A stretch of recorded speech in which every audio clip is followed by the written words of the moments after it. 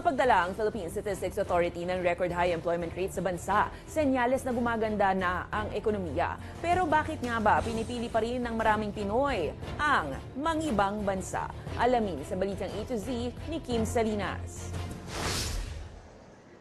17 days na lang bago ang Pasko. Pero imbis na makasama ni Christopher ang pamilya, heto siya at papaalis para magtrabaho sa ibang bansa. Bali, practical lang.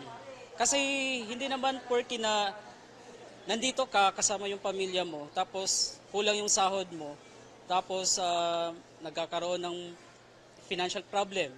Giit ni Christopher, kailangan magsakripisyo dahil kung dito raw siya sa Pinas magtatrabaho ay talagang kakapusin sila sa pera. Di raw tulad sa ibang bansa na sagot ng kumpanya at gobyerno ang maraming benepisyo.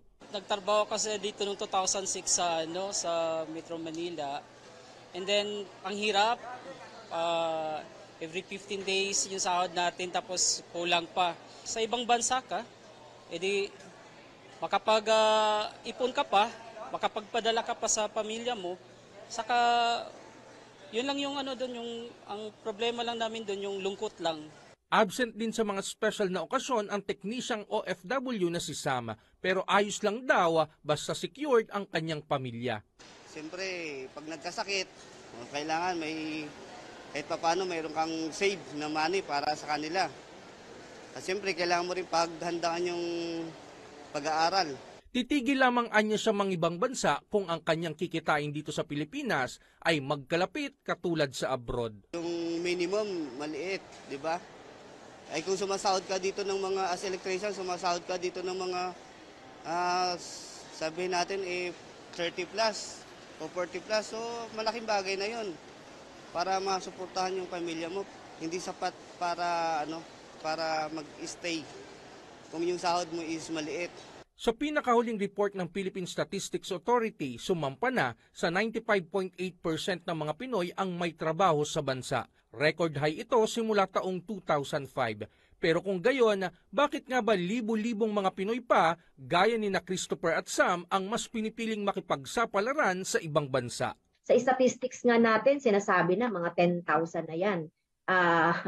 Ang mga pumupunta sa abroad a month, or a day. Sa pahayag ni Representative Franz Castro, hindi mapipigilan ang pag-alis ng mga Pinoy sa bansa hanggat hindi nagbibigay ng solusyon ang pamahalaan.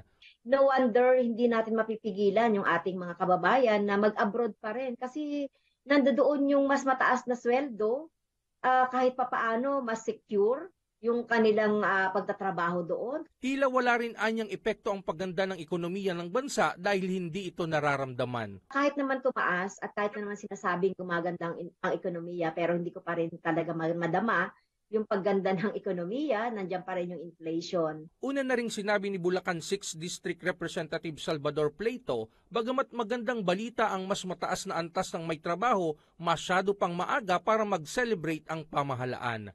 Ang mahalaga daw ay patuloy na makagawa ng oportunidad sa bansa, hindi lamang para sa mga bagong graduate kundi maging sa mga OFWs na nais nang magbalik sa bansa. Sa pinakahuling datos ng PSA, tinatayang mayroong 1.96 milyon na mga Pinoy na nangangamuhan sa ibang bansa.